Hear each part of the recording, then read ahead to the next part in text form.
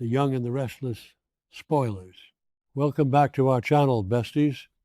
Today is a beautifully chaotic day in the soap universe, and we are diving headfirst into the absolute madness that just went down in Genoa City.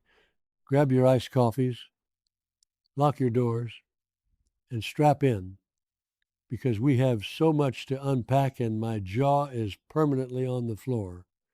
You guys, I am deceased. Stop what you're doing right now. I am literally shaking.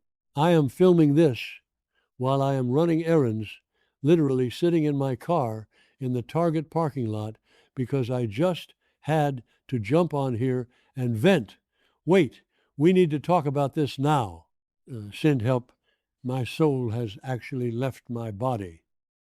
I was mid-skincare, literally had a charcoal mask smeared all over my face and my expensive rug, and I had to yeet my phone across the room because I could not handle the sheer audacity of what just happened on our screens.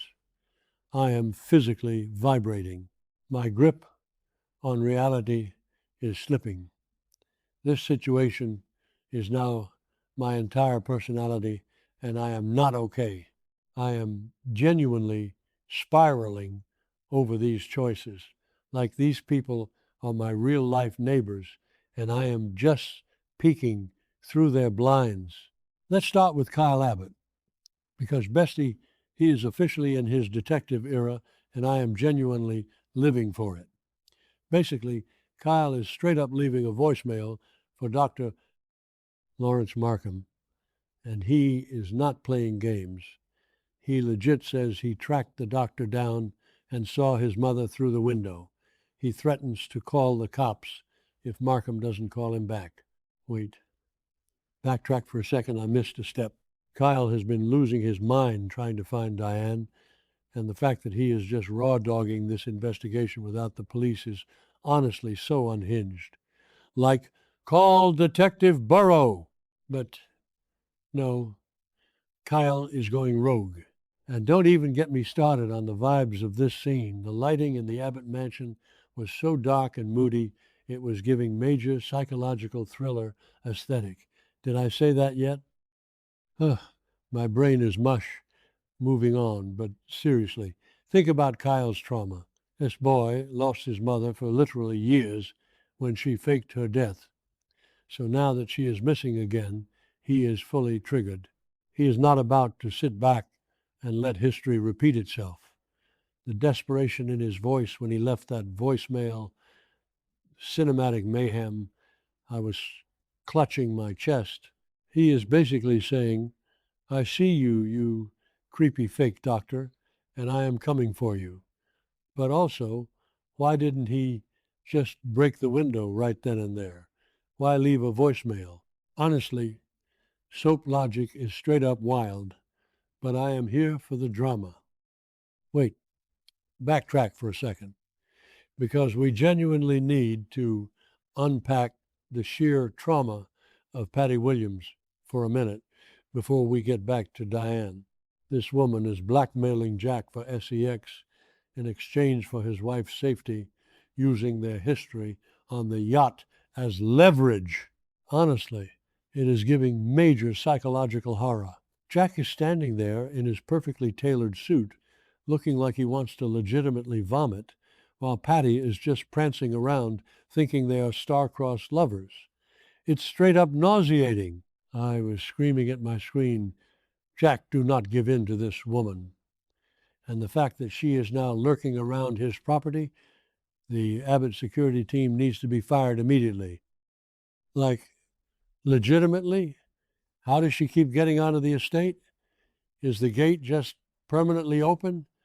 My brain is mush. Moving on.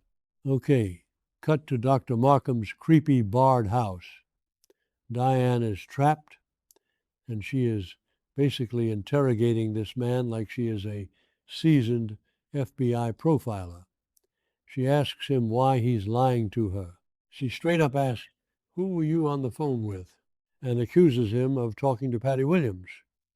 And Markham, this absolute snake, He legit looks her in the eye and says he was not lying and that he was talking to her husband, Jack. I am hyperventilating right now. Markham tells Diane this whole fabricated, disgusting story about how he went to the Abbott house, met Jack, and saw Patty let herself in with a key. He claims Jack and Patty were passionately all over each other and that Jack feels it's best if they both move on. Bestie, be for real right now. Markham is officially on my do not perceive list. I am so done. He is gaslighting her so hard, my chest physically hurts. He is trying to break her psyche by making her think her husband has abandoned her for the very woman who has tormented their family for decades. I mean, Patty Williams, the woman who poisoned Summer, the woman who is obsessed with Jack. It is genuinely the most toxic narrative ever spun. Wait, I'm glitching. Okay, back to the main event. But seriously, did anyone else notice the weird ticking clock noise in the background of Markham's living room? It was driving me insane. It's like the sound editors wanted us to feel the anxiety, and honestly, it worked. I was sweating. Anyway, this is where I literally screamed into my pillow. Diane starts crying. She wails, "How could he do this to me?" and acts completely broken. But wait, we get to hear Diane's internal monologue. She is thinking to herself, Jack would never let Patty get away with this. She realizes instantly that Markham and Patty are in cahoots. She knows Jack is plotting something. You guys. Diane Jenkins Abbott did not come to play. She is a survivor. She faked her own death. She has gone toe-to-toe with Nikki Newman and Phyllis Summers. She is not about to let some discount psychiatrist and a delusional Patty Williams take her down. She stands up, puts on the performance of a lifetime, acting totally hysterical and panicked. She begs Lawrence for help, crying, "Oh, please, Lawrence, I need your help. Please give me something to help me sleep." And then she casually leaves the room. I am literally shaking. The cinematic mayhem of this moment, she is playing him like a fiddle. She is securing those sleeping pills, probably to use them on him later, manifesting a total dumpster fire by the next update. So Diane leaves the room. And Markham, who is genuinely so dumb for a supposedly evil genius psychiatrist, finally listens to Kyle's voicemail. He realizes he's totally busted, so he calls Kyle back and says they should talk. Kyle, being the absolute king of setting traps, demands they meet at Crimson Lights. Basically, this is the most insane setup ever. Kyle hangs up the phone, turns to Jack, and tells him the doctor is heading to the coffee house. And Jack Abbott, the patriarch of the family, the CEO of Jabo, is like, perfect. This is the perfect time for me to go break into Dr. Lawrence's house. I am deceased. Jack is about to commit a felony. The stakes are astronomical. He is literally going to break and enter to save his wife. Did I say that yet? My brain is mush. But Jack going rogue is everything I never knew I needed. He has been blackmailed by Patty for sex.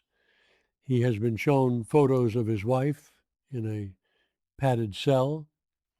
And he is done playing by the rules. He is basically saying, hold my coffee, I'm going to commit a crime. But hold on, I should have mentioned this earlier, but Patty Williams is lurking. Oh my God, Patty is straight up eavesdropping from the patio. The camera pans out, and we see her listening to Jack and Kyle's entire plan as Jack leaves through the patio doors. I literally had to pause the TV and walk away. Patty knows they are going to the house. She is going to intercept them. I'm calling it the villain arc is about to go nuclear. Patty's always one step ahead because she is completely unhinged and has zero boundaries. She is probably going to beat Jack to the house, or worse, she is going to trap him inside with Diane. I cannot even deal with the stress. Jack is walking right into a trap. Diane is trapped with a fake doctor who she is currently trying to drug, and Patty is orchestrating the entire mess from the bushes like an absolute menace. My soul has actually left my body. I am going to be thinking about this until the next episode airs.